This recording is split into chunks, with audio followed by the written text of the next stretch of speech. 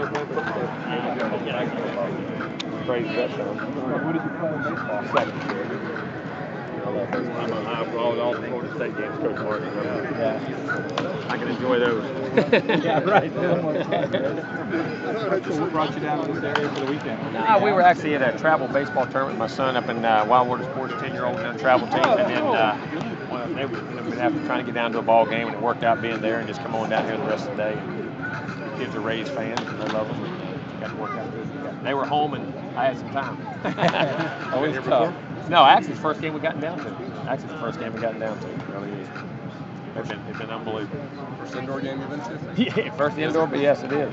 That's what Trey, my son, said. I go to indoor football games. I've never been to indoor baseball games. Well, they played a couple football games here. They have a bowl game. Yeah, they have. Yep. So it still goes that way. And most of them end up finding a way to get their bowl games everywhere now. So do you ever have any regrets you didn't stick with baseball? No, it turned out pretty good. But baseball is probably my first love. I mean, I really do. I love baseball, like baseball, and I'm around it a bunch. So. This is your time to catch your breath? A little bit. Well, we're finishing up our spring recruiting. Our guys, this last week was the last week of spring recruiting. And, finishing up all the phone calls, and then we'll get ready for our camp season. Get our feet back on the ground in recruiting, and then get ready for our camp this summer, and then we'll have a little break. Get right on. Not long it's going to be here. How do you feel now that the expectations are as high as they've been since you've been head coach? I'm glad about it, because that's why you want the Florida State job. I mean, you want it because you have the chance to be good, and it's just how you deal with expectations. Like when they predicted us to win the ACC the other day, predicted something last for the trophy, they wouldn't give it to them.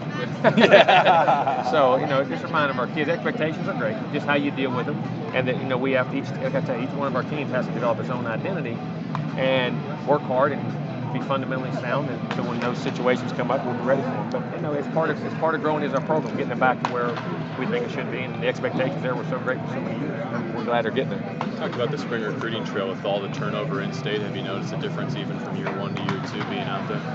Well, I mean, they got it turned over now, and then of course, Coach Muschamp and Coach Golden are both there. Every time you turn around, we're all bumping into each other at the same places. But head coaches can't go out anymore. So I'm driving our guys crazy. That's why I'm off the road, which I don't like that. I wish we could go out. That frustrates me a little bit. But they're Miami and Florida both. They're out there battling for kids. And the good thing about the state of Florida is a lot of kids. Any thoughts on local products from our neck of the woods, and James in particular? Just what kind of plan you laid out for him this summer? Yeah, I mean, James has done a great job of getting himself eligible, ready to come up in a couple of weeks, and he's such a physical specimen, so athletic, and in our back, we're going to play him a tailback, and we think he's going to be a heck of a tailback. We're really looking forward to him hopefully making an impact this year. Carlos Williams just up the road.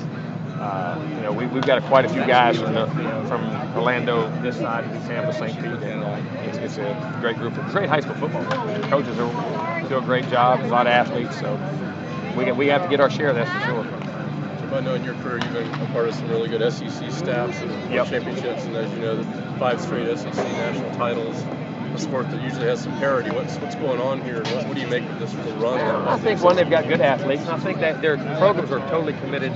Their football is a priority for the SEC schools, just like I think it is at Florida State. And I think they invest in that, and they play a good schedule. And when it comes time at the end, the one that survives that usually has a good shot. And they're not tournament ready because there's no tournament, but they're battle tested for playing such a great schedule. And I think it's the same way we're getting the ACC now with the schedule we're getting in our non-conference schedule. We'll get our opportunity to get in there and battle. But the SEC is committed to football, and they do a great job. They got great coaching and good players.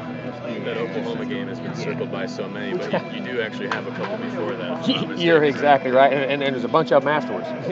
Still Oklahoma's 1 win, 1 loss. As everybody talks about the Oklahoma game, well, the Oklahoma game will take care of itself. I'm not concerned, but you want to make sure you're prepared for the Clemson game the next week. That's a very tough conference game, a road venue. Clemson's a tough place to play, and how our kids handle that. We'll find out a lot about ourselves and where we're at during that first 4 games before. Then we got an off week, and then we'll go into the second half of the season. Or really not the second half quite yet, but we'll start that run down the stretch and see where we're at. But those first 3 or 4 weeks will be pretty interesting.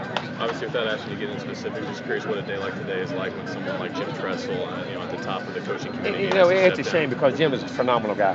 The times I haven't been around Jim a bunch, but the times I've been around him, he's a credit to our profession. He's a great guy.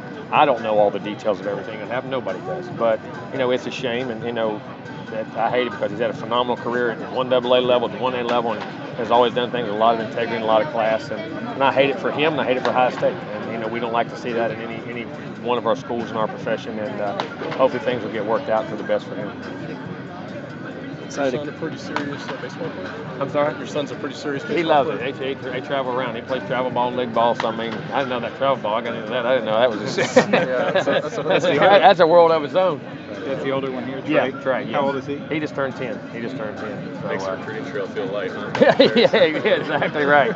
But it's fun. It lets those kids develop and have fun and do what they do. So they love it. So as long as I got to unless they're committed to something, I like it. Whether they end up being great players or they don't end up being great players. But what I think athletics teaches a young man that you're committed to something. You have to work for something. Nothing's a given. You have to prove yourself every day. It's just like you do in life. Every day you go out there's a challenge, just like sports. And I love it that our kids are committed like that at such a young age. I'm happy. Their commitment to have it and they have to go work at it to be good at it. Second base. Play second base. Did you play today?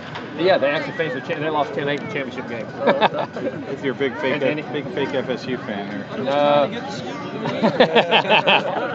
We got a few of them around here, I'm finding out. That's a good thing. Thanks, Coach. No, thank y'all. Appreciate it. I'm sorry, what's your name?